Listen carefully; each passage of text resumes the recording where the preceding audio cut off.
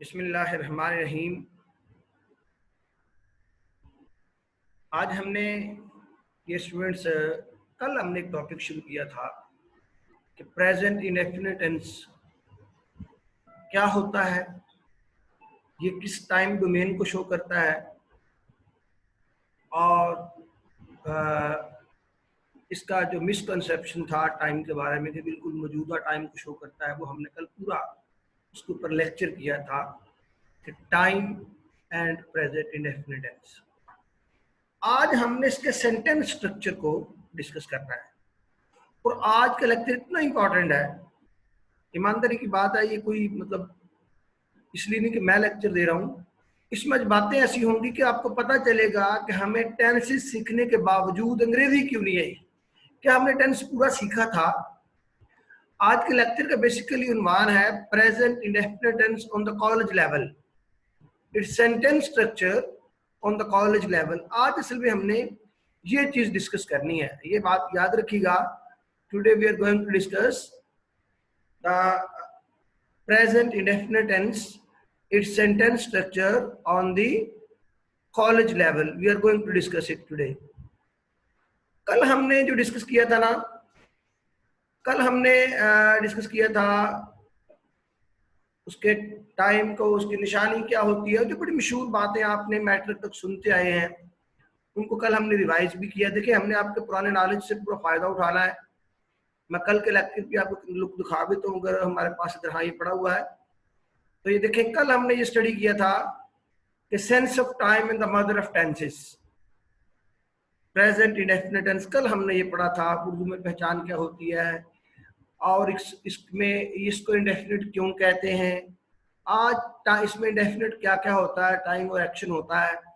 और आज हमें सीधा चले जाना है कि इसका सेंटेंस स्ट्रक्चर कैसे बनाते हैं। अच्छा, सेंटेंस स्ट्रक्चर बनाने से पहले ना तीन चीजें आपको आनी चाहिए। हमने बड़ा स्मार्ट सीखना है, ग्रामर तो बहुत वसी है, हमने बड़ी जरूरत की ना अपनी हमारी जो प्रोफेशनल लीड है एफएससी की, सिर्फ उतनी ग्रामर सीखी थी, स्मार्ट ग्रामर में से कहते हैं, लेकिन उसमें जो जरूरी है वो जरूर सीखना पड़ेगा। अच्छा, इसमें आपने ये पर्सन जरूर सीख लेने हैं। फर्स्ट पर्सन आई भी होता है, सेकंड यू होता है और third person he she it होता है। यानी आई वी यू के अलावा जो भी होता है ना वो थर्ड पर्सन ही होता है, वो ही शी इट हो, दे हो, कुछ भी हो। ये तीनों की अवेयरनेस बड़ी जरूरी है ग्रामर को लॉजिकली जानने के लिए। अंदाजों से जो मर्जी कर लें, अंदाजे तो कई बार इतने खराब करते हैं कि यकीन करें बड़ी शर्मिंदगी होती है एज ए स्टूडेंट आपको। अच्छा, फिर आपने ये देखा कि इसका फार्मूला क्या है, प्रेजेंट इंडेफिनिट टेंस फार्मूला के सब्जेक्ट आपने पढ़ा रवायती तौर पे, उसके बाद फर्स्ट फॉर्म ऑफ वर्ब है और फिर ये ऑब्जेक्ट लिखा हुआ आपके सामने बिल्कुल। अच्छा, आप ये समझते हैं कि ये टेंस आ गया, हमने ये कर लिया सब्जेक्ट वर्ब। हमारा टीचर भी यही समझता बदनसीबी के साथ, और बच्चा पूरे 12 टेंस करने के बाद आधी से ज्यादा एक्शन वर्ब को जानता ही नहीं है।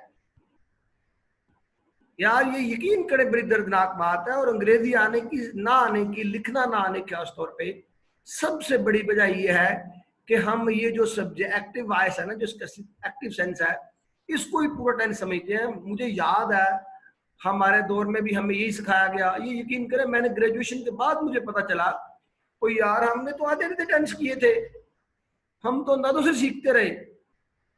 अब तो यकीन करें रोशनी का दौर है, अवेयरनेस का दौर है, आपको बड़ा फायदा है। अभी से आप सीख रहे हैं फर्स्ट ईयर के अंदर ही। आपको अगर ये, मुझे यकीन है कि आपको किसी ने इस तरह नहीं करवाया होगा जिस तरह हम करने जा रहे हैं। ये मैं आपको अपनी तारीफ तो नहीं करना चाहता, लेकिन बात सच्ची कर रहा हूँ आपसे। आप बेशक रिवाइज कर ले, आप सुकून से लेक्चर सुन के उसके बाद खुद फैसला कीजिएगा। अच्छा, बहरहाल ये एक्टिव है, सब्जेक्ट वर्ब ऑब्जेक्ट आप जानते ही, आपने सुना भी हुआ है। अच्छा, ये आपने कंसिडर करना है 50% ऑफ टेंस। एक टेंस के दो हिस्से होते हैं, एक हिस्सा होता है एक्टिव और एक हिस्सा होता है पैसिव। अच्छा, ये वो एक्टिव से पैसिव नहीं होता जो आपने बनाया होता है एक्टिव वॉइस से पैसिव वॉइस। तीसरा, I write a book is written by me, उसमें सब्जेक्ट भी होता है ऑब्जेक्ट भी होता है, सब्जेक्ट को ऑब्जेक्ट और ऑब्जेक्ट को आप सब्जेक्ट बना लेते हैं। ये जो जिस पैसिव की हम बात करने जा रहे हैं ना, अपना अपना स्टाइल टीचर्स का होता है। ये वो पैसिव है जो हर टेंस का जरूरी हिस्सा होता है, ग्रामरों में मौजूद भी है, लेकिन टीचर इसको स्किप कर जाते हैं अपनी सहूलत के लिए कि दिमाग ना खपाना पड़े। और ये जब बच्चे जब एफएससी में आते हैं तो बेचारे अंधे होते हैं, जब हम उनसे सवाल करते हैं तो वो बेचारे बड़े परेशान होते हैं। जिस तरह मैंने एक बच्चे से पूछा कि मैच खेला जाता है बेटा, इंग्लिश बताओ। कहते सर मैच प्लेज। मैंने पूरी क्लास से बाई गॉड पूछा, वो सारी क्लास कहती मैच प्लेज। वो कहते सर सब्जेक्ट है, ताहती है, एंड पे है, सिंगल है, तो ऐसी ऐसी है, इसका इजाफा हो गया, मैच प्लेज ठीक है। अब देखिए कितना बड़ा जुल्म है। वो क्यों कह रहा है मैच प्लेज? क्योंकि उसको बताया नहीं गया कि फिक्रा तो पैसिव है। क्योंकि अगर उसको पैसिव का सिखा दिया तो, और पैसिव क्यों है इसका पता कैसे चला? क्योंकि ये बड़ी कंफ्यूजिंग बात है। उर्दू में निशानी सेम होती है, ता आती है, लेकिन इंग्लिश के अंदर जाके दोनों का स्ट्रक्चर जमीन आसमान का फर्क है। ये मैंने एक्टिव का स्ट्रक्चर लिखा हुआ है, सब्जेक्ट वर्ब ऑब्जेक्ट, और पैसिव का स्ट्रक्चर नीचे लिखा हुआ है। सब्जेक्ट आता है, इसमें सब्जेक्ट सॉरी नहीं होता, इसमें ऑब्जेक्ट को आप सब्जेक्ट बना लेते हैं, इसमें आपने ऑब्जेक्ट को ही सब्जेक्ट बना लेना होता है। ये आपने याद रखना है कि इसमें आपने ऑब्जेक्ट को ही सब्जेक्ट बना लेना, यानी शुरू में लगा लेना है। ये बात आपने माइंड में रख लेनी है कि आपने ऑब्जेक्ट को ही ये सब्जेक्ट बना लेना है। अच्छा, इसमें आपने ऑब्जेक्ट को ही सब्जेक्ट बना लिया जाता है। ओके जी। अच्छा, तो अब देखिए स्ट्रक्चर में कितना फर्क है। कभी किसी बच्चे ने सोचा है कि प्रेजेंट इंडेफिनिट टेंस में इज़ एम भी आएगा और थर्ड फॉर्म भी आएगी? बच्चे यकीन करें हैरान रह जाते हैं जब उनको हम पूरा टेंस सिखाते हैं कि बेटा 50% वो है जिसमें सब्जेक्ट वर्ब ऑब्जेक्ट आता है, और 50% वो हिस्सा है जिसमें ऑब्जेक्ट इज आर एम और थर्ड फॉर्म आती है। ये पैसिव वॉइस नहीं है, एक्टिव वॉइस से पैसिव वॉइस नहीं है, ये उस टेंस का हिस्सा है।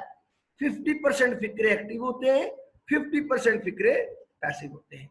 टाइम की डोमेन सेम होती है, मजाज सेम होता है, टाइम का धारा वही होता है, लेकिन एक में सब्जेक्ट होता है एक्टिव होता है, और एक में सब्जेक्ट होता है लेकिन सामने नहीं होता। अच्छा, आज के इस लेक्चर में आपने एक्टिव और पैसिव के कंसेप्ट को समझना है। अगर बाय गॉड आप समझ गए ना, तो ये आपके साथ बड़ी नेकी होगी। मेरा ये यहाँ पर ये लेक्चर देने का, ये चैनल बनाने का मकसद पूरा हो जाएगा। देखिए, एक्टिव वो फिक्रे होते हैं जिनमें सब्जेक्ट एक्टिव होता है, लेकिन एक्टिव की लफ्जी मानी क्या है? चुस्त, चालाक, सरगर्म। एक मीटिंग हो रही है, आप उसमें बड़ा हिस्सा लेते हैं, मैं कहता हूँ यार आपने बड़ा एक्टिव पार्ट प्ले किया है। अच्छा, फिर पैसिव के लफ्जी मानी क्या होता है? कभी किसी टीचर ने बदनसीबी से ये नहीं बताया कि पैसिव वॉइस को पैसिव वॉइस क्यों कहते हैं।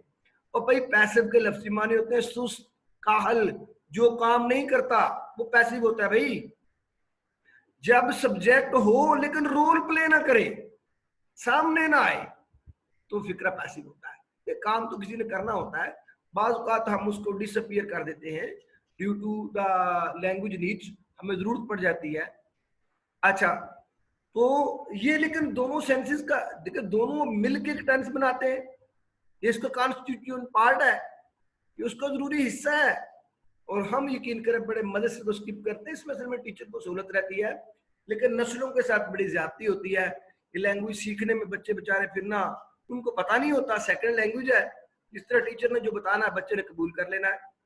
एफएससी के बच्चे यकीन करें इतना पिक करते हैं और दिनों में अपनी जिंदगी लेक्चरों के थ्रू बदल लेते हैं।